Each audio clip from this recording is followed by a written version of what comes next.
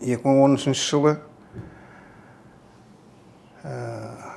үкіметтің экономика жаңғырту мемлекеттік комиссиясында осы сұрақ қарастырылды.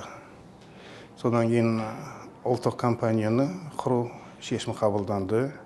Мен қысқа мерзімде ұжымды құрдым. Бүкіл тапсырушының міндеттері ұлттық компанияға жүктелетін болды.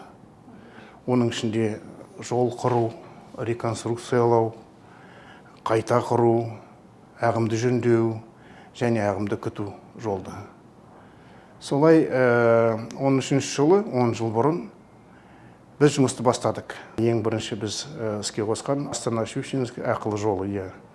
Оның енді дұрыс болғаны қадір бәріне белгілі. 1 миллиардтан астам қаржы түсетін болды. Оның бәрі сол ағымды ұстауға, техника алуға бәріне жағдай жасады. Осы ұлттық компания 10 жылда енді бүкіл әлгі шешілмеген сұрақтар шешілді. Бүкіл жағдай бар жұмысты жақсы істеуге. Бір енді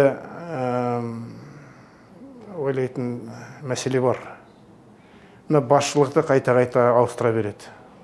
Енді 10 жылда 6-шы басшы ол дұрыс емес. Ресейде 20 жыл істейді, 15 жыл істейді бір басшы.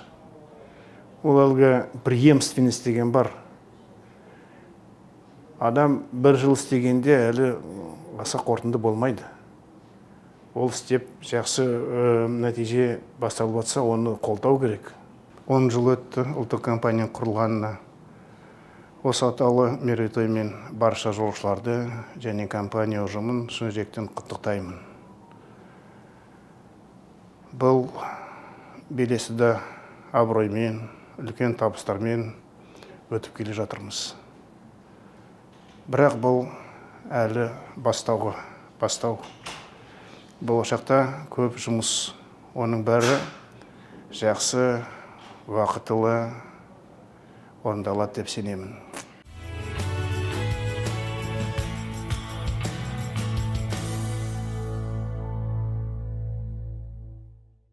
Үлкен біздің банк, дүниежүзілік банк, азиатский банк, европейский банктармен біраз жұмыстар жүргізілді, бірақ ол банктармен біз өзіміздің уже оларға шарттарымызды қойып, жаңағы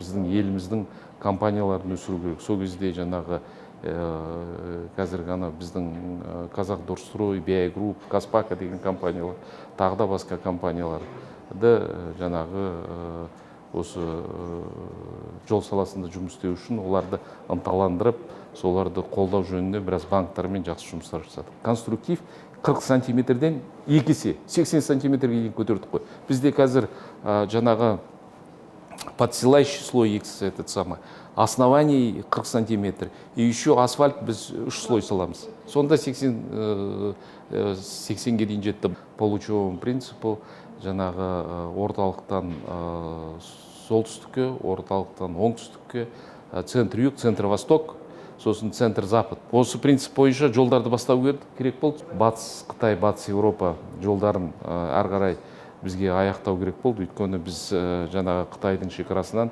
уже ол жолды кейбір жаңағы Қызылорда облысында, содан кейін мынау ары қарай Ақтөбеге қарай жолдарды бітіру керек болды. Содан кейін жаңада басталған оның жаңағы Шымкент, Ташкент, сосын Шымкенттің айналма жолы, сосын жаңағы Тараз, Шымкент жолдары, содан кейін мына Алматы, Өскемен жолдарын бітіру керек болды. Ал жолшылар біздің құрылыспен айналысатын уақыты Қазақстанда тек қана аз ғана уақыт қой. Март, апрельден бастап, жаңағы осы сентябрь, октябрьге дейін ғана жұмыс жасайды. Қалған уақытта жолды күту керек. Эксплуатацияда жүрген адамдар. Ал жол деген, жолды ұстап, оны күтіп салу деген, ол жаңағы бір күндік жұмыс емес. Ол жыл күніне жыл бойы жасалатын жұмыс. Соны атқарып жүрген бүкіл Қазавтожол, жол саласында жүрген барлық азаматтарға осы келе жатқан біздің мерекенің алдында зор денсаулық, табыс, аманшылық, бақыт тілеймін. Дорожник это не профессия, а целая нация деп сөйтіп айтып қояды. Ол дұрыс деп ойлаймын.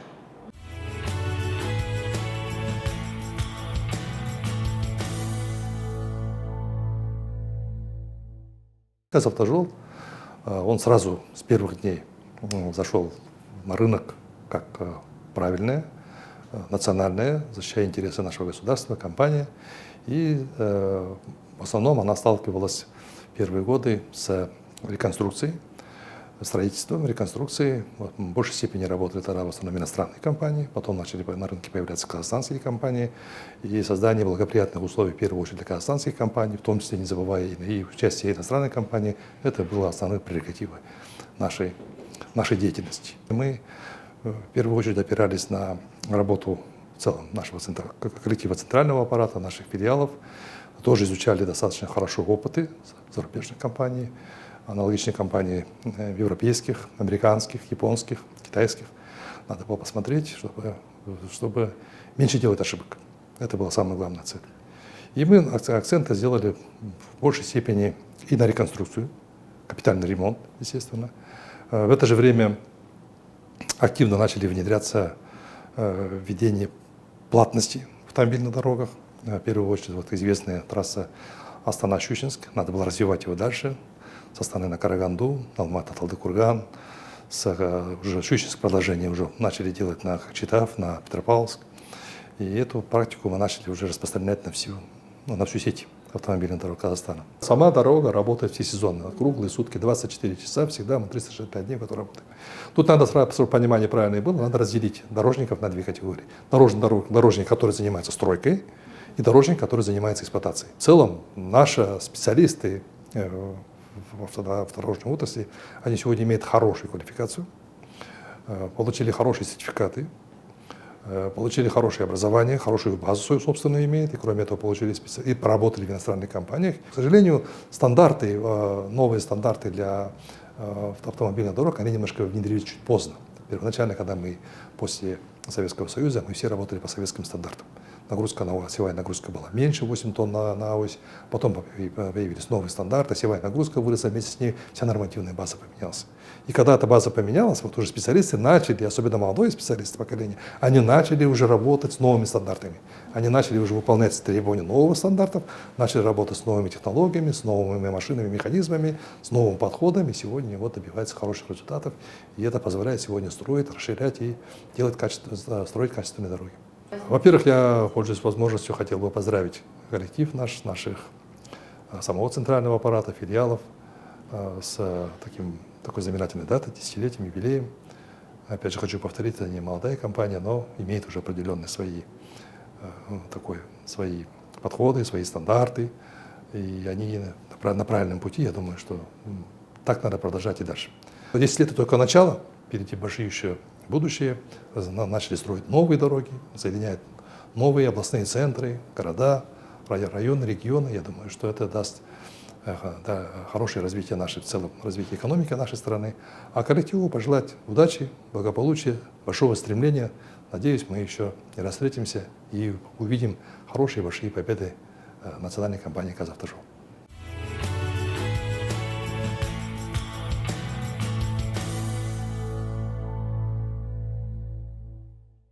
Осы 10 жылда көп мәселелер, көп өзімізге жүктелген міндеттеріміз жүзеге асты. Соны ары қарай жалғастырып, соның көп басталған проекттер бар. 3703 шақырым жол басталып қойған. Соны ары қарай жалғастырып, халыққа тапсыруға міндеттеніп отырмыз. Сол мәселеде қызмет жасап жатырмыз.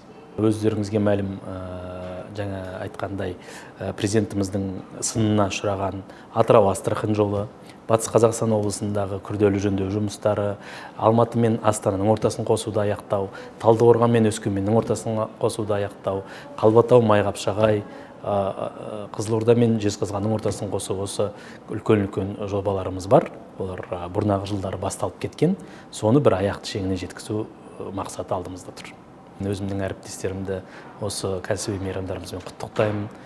Әсіресе жолда, линияда жүрген жұмысшыларды осы кәсіби мейраммен жұмысымыз өте қиын. Таңның сәресінен күннің батқанына шейін аптап ыстықтарда жел демей, су демей алға қойған мақсат міндеттерге жету саласында қанша мыңдаған адамдар қызмет жасап жатыр. Солардың бәрін осы кәсіби мейрамымызбен құттықтаймын. Жақындарына жақсылық, отбасыларына тыныштық, өздерінің біліктіліктерін арттырып, аман есен жүруіне тілектеспін.